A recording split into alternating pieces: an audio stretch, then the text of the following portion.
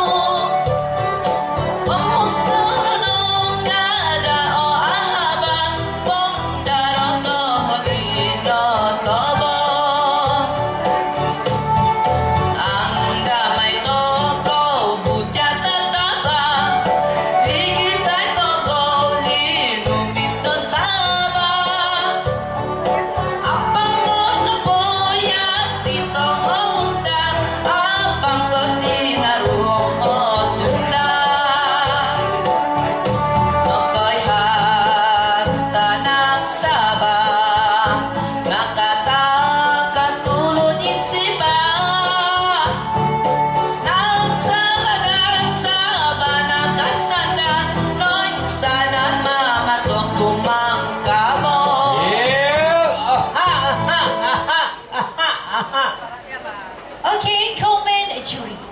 Ini Ki memang Ki yang betul? Betul. Kenapa kamu tidak berangkat? Sakit. Oh, saya pun sakit juga kemarin. Wanita siapa tadi? Rayon. Rayona. Hari ini kamu punya lagu. Masalah. Salah pilih Ki. Bukan lagu, tapi pilih Ki ya. Ki lagu itu terlampau tinggi untuk kamu, menyebabkan persembahan kamu pecah. Suara itu pecah. Ya, tapi tinggi. Itulah. Tapi Oke, dapat barangkali ada masalah hari ini ya. saya bagi merah.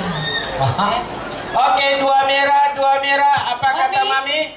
Katanya apa, Mami? Ya, Mami tentu senyum saja. Senyum sudah. Apa nama tadi? Rayon.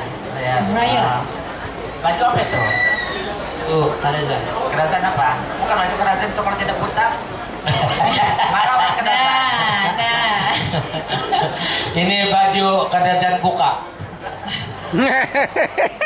Oke, lain kali perlu bakal pakai kalau macam nanti itu baju kerajaan kan rusak pak kalau begitu kan. Oke, jadi tadi pun cara menyanyi itu macam tidak konsisten, sakit kan? Sakit. Ya.